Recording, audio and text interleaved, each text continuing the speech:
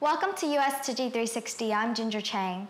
Today we go back to the city of Rio de Janeiro in Brazil, where Tsuji had participated in the United Nations Conference on Sustainable Development, or Rio+20. Rio+20 is a follow-up from the original Earth Summit in 1992. Sustainable development means to address the current needs without compromising the needs of the future generations. Now, 20 years later, many would argue that there has been minimal change. One of the voices at the conference was the youth. To tell us more about the significance of youth participation and activism, I'm privileged to have Amanda Neshawat. First off, can you tell us a little bit more about what you do? Sure. I'm an environmental coordinator for the town of Secaucus. Wow. I also serve as chairwoman of the environmental committee for the town as well as a commissioner. Mm-hmm. I'm an organizer, I'm an activist, and I am very, very diehard about these issues. I understand you were able to go to Rio+20. I really wanted to be at Rio+20. I wanted to be a megaphone for young people, specifically in New Jersey, and I knew that I have a lot of supporters and a lot of mentors who would help me fundraise, so I created a website called Send Amanda to Rio, and I fundraised through the blog. Well, like you, our teammates actually encounter other youths who face similar problems like you, just getting to Rio+20. So, in the first segment, we're going to follow Wen and Emily to revisit Rio+20.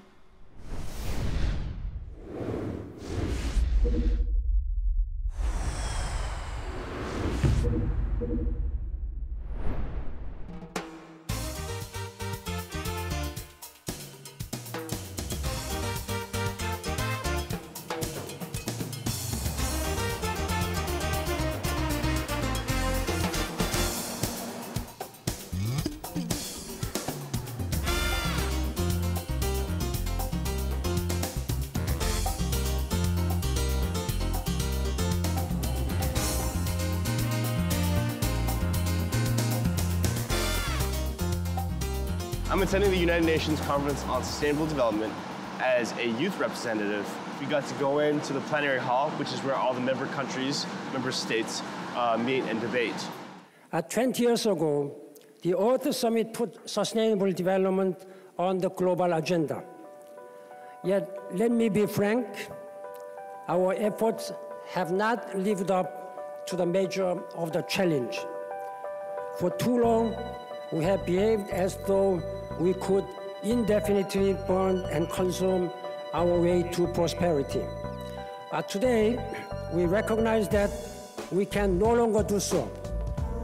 Rio+20 has given us a unique chance to set it right, to create a new model. We gather in Rio de Janeiro to shape the future of humankind. Our global footprint has overstepped our planet's boundaries. That is why I have made sustainable development as my #1 priority. And that is why in the 21st century, the only viable development is sustainable development. The principles that we're working with here are based on things that have been agreed 20 years ago. This is Rio+20. We've had 20 years to work on these issues. Since '92 until now, not a great progress, in my view, has actually happened.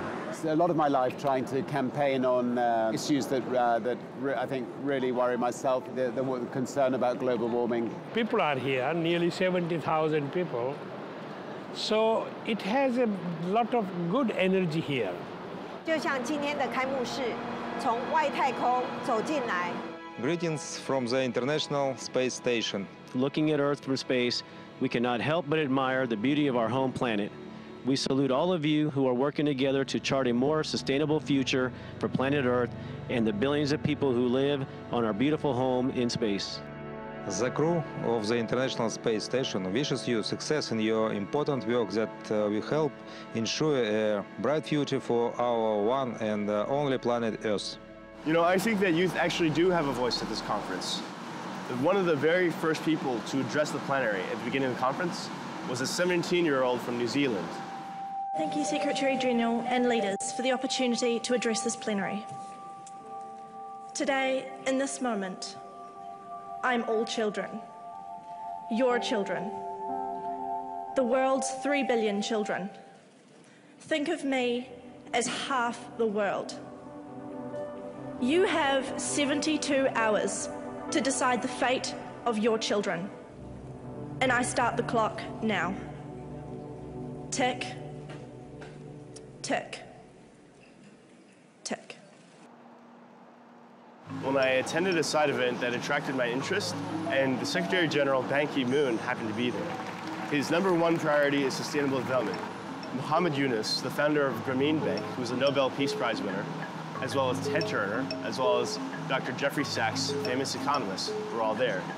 It was about youth-led innovation towards the MDGs. I first learned about Dr. Jeffrey Sachs, and he was one of the youngest tenured professors in the economics department in the history of Harvard. 20 years ago at Rio, the world got together to solve the big problems of climate change, biodiversity, and combating desertification. And you know what? If the world had solved all of those problems, you would have nothing to do. So the good news is that almost no progress was made. For 20 years, they have been an industry for lawyers, but not for solutions. Disconnected from reality. They are no longer negotiators. They are no-go-shiators. And it's already over the edge for people in the Sahel and the Horn of Africa and the other dryland parts of the world who are suffering more drying, more climate change, not as a future concept, but now. It's happening. They are just poor and voiceless, except if you help give the voice, you, the activists around the world.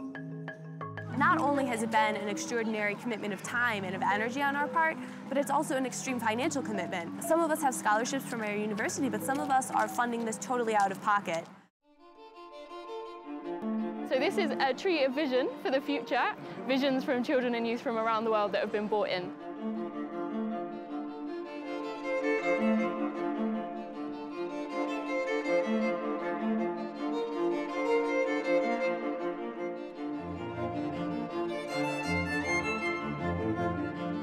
It's our opportunity to speak up for our future because we're young people and we've been given the opportunity to get involved, so we should be here to participate.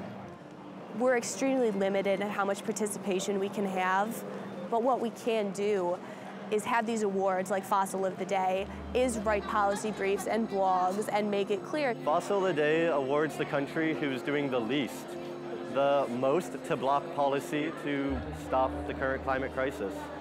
As an American, as someone who's watching my government right now and as a concerned youth, I was glad to see when the United States won the first Fossil of the Day award. And our vision is not for a future where 9 billion people are all living like Americans.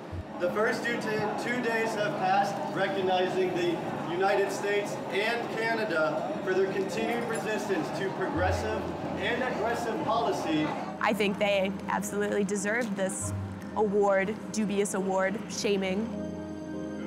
As you saw that the youth voices were silenced, because that's what's going to happen if we don't act now.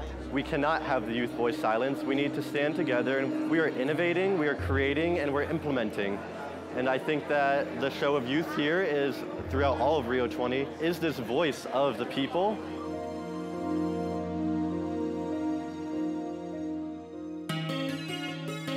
The Major Group for Children and Youth, or MGCY, is one of the 9 major groups that officially represent civil society to push for socioeconomic and environmental sustainable growth. The youth organized the Fossil of the Day Award and firstly awarded the U.S. This award is given to the country that is doing the least to decreasing climate change. Amanda, as a strong advocate of climate change, are you proud to be an American? Am I proud to be an American? Absolutely, because I am walking and working with American people in this movement all the time. And I know that the American people have this insatiable desire for innovation, for equality, for justice, and for revolutionizing the country. So I'm absolutely proud to be walking alongside the American people. People's stereotype or view on young people is that they're loud, they're inexperienced. So, as the voice of the youth, why should we take the youth seriously? The great thing about coming up with solutions to our problems is doing it with the diversity of people, with a young woman, with a young man, with an old person, with a business leader, with a politician. All these people working together, diversity of the people working together, communicating, will come up with a more efficiently successful solution to the problems that we face. So that's what young people have to keep in mind, is that they have, they have a seat at the table. As Rio+20 came to a close, many people were not satisfied with the results. Let's go see the youth scene at Rio+20.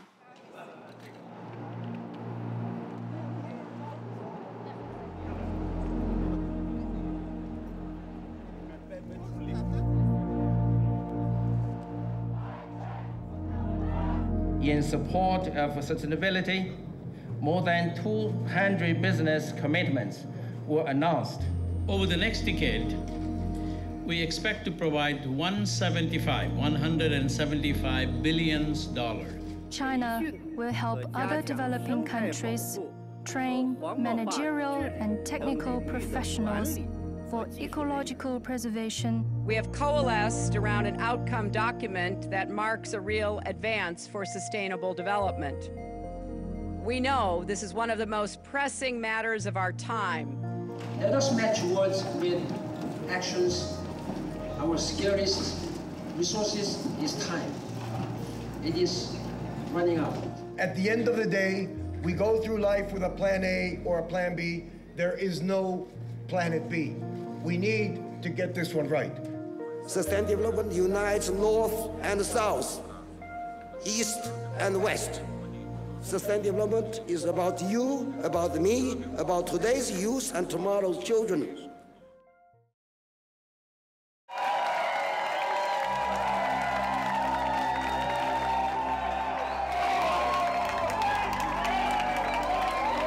The speeches sound great. They're so optimistic. They talk about what needs to be done in the future. It's ridiculous. None of the things that they say need to be done are outlined in this text.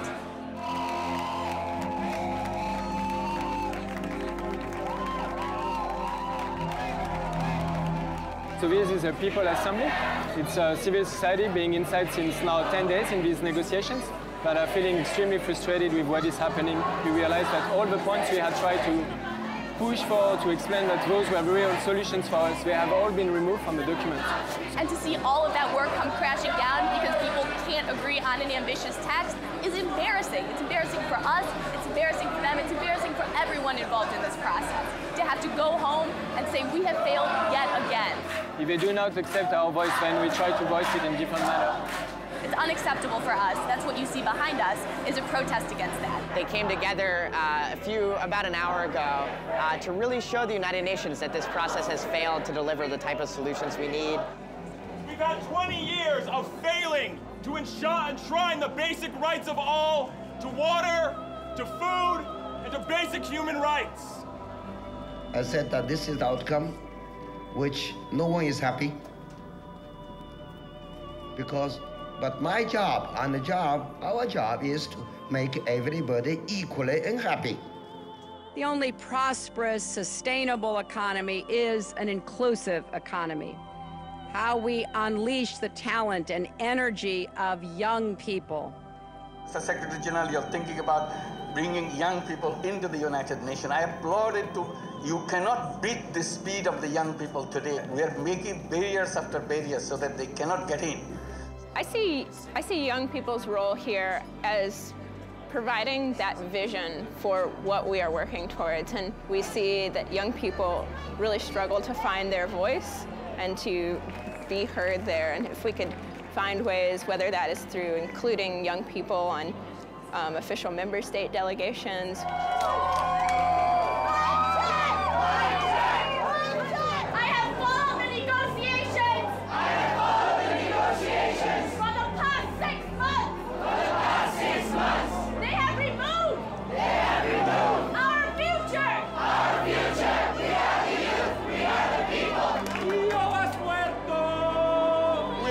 Their policies. We reject your policies. They are evil. I stand for people's rights. I stand for people's rights. I stand for children's rights. I stand for children's rights. 20 years ago, there was real hope in Rio. 20 years ago, there was real hope.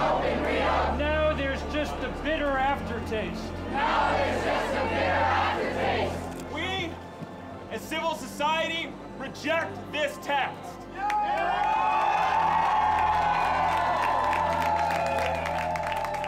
This type of energy right here, this type of gathering, I think represents what young people and what people everywhere need to be doing. Coming together, networking, working out the type of campaigns and solutions that we can offer. We know that another world is possible. It's possible. And this is what is at stake for Agenda 21 today.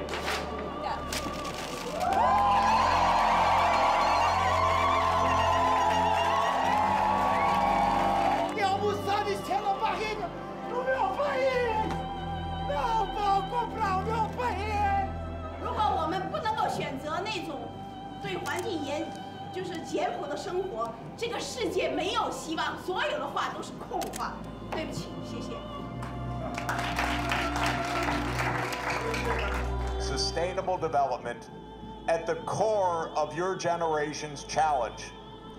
And that is absolutely your generation's unique challenge, because no generation before you has faced this challenge in the way you will, like it or not. And you don't have the luxury of wasting 20 years like has just happened. You do not have time. The decisions we make now, our action that we make now, have a very profound and real effects. It's time for world leaders to pay attention to the youth. We're not just the future, but we're really creating a movement right now in the present. Children are not the future, they are living now.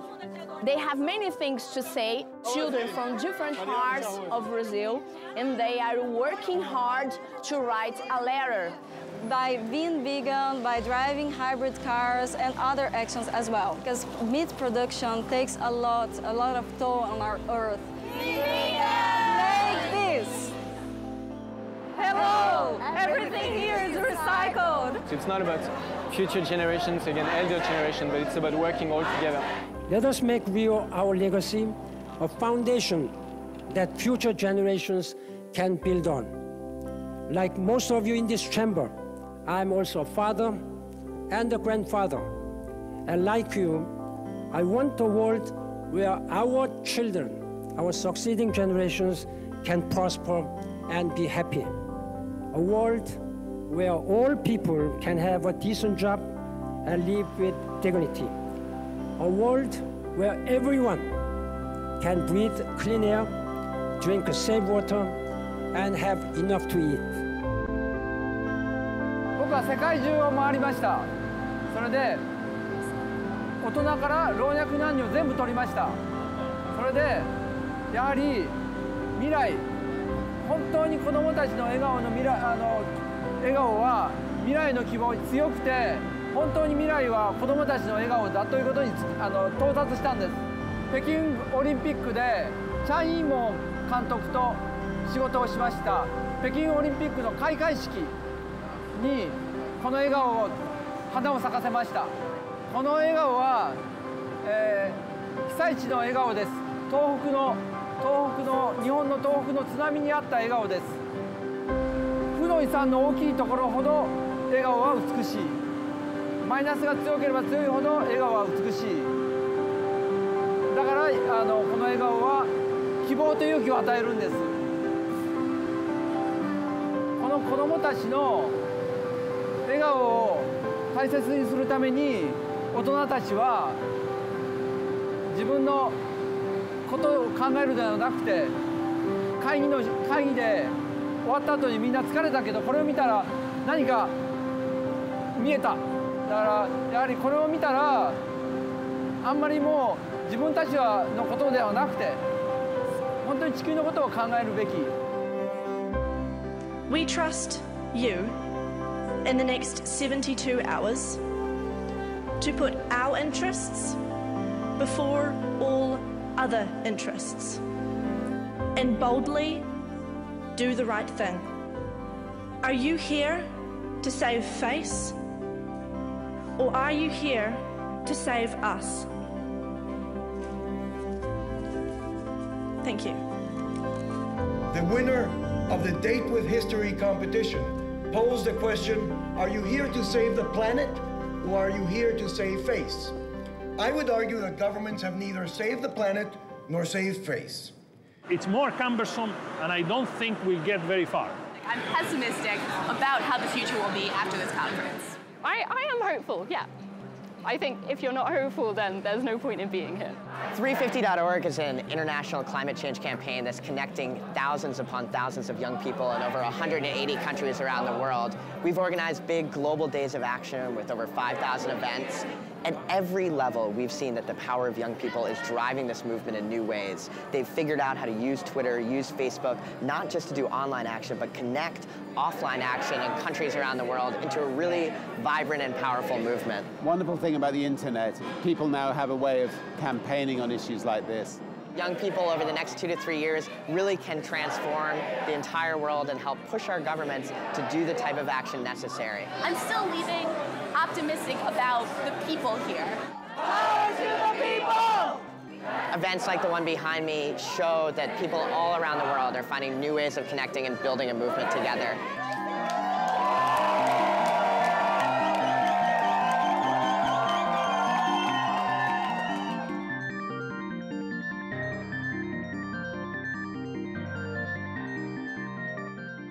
Look, I think we are intelligent people.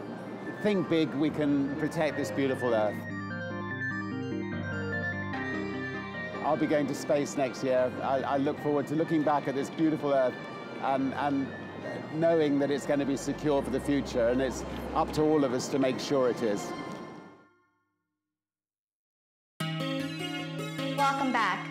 It's interesting to hear that there aren't as many skeptics or any exist at all. Speaking of this, Amanda, I believe you were actually a skeptic too. Well, I graduated high school thinking that climate change was a hoax and that recycling was useless. When I got to college, I wanted to be a dentist and I wanted to enhance my resume, so I went and joined the environmental club to see, to look like I was involved with the college. And I became so sucked in because the people that were in this club were so dedicated and so passionate about social and environmental justice, and I just began to learn more, and then I eventually realized the reason why I didn't believe in climate change was mostly because I didn't understand it. The final document that came out of Rio+20 was called The Future We Want and provides the framework for the next 20 years. The youth were saying, this is not the future we want. Right. I'm an organizer, and I really truly believe in grassroots movements, and that young people are going to have to help their communities to achieve sustainability. So that is one thing that I definitely came back from Rio+20 knowing and understanding. I really hope that they take the sound advice that you gave today to heart. And lastly, thank you very much for being here. Thank you for having me.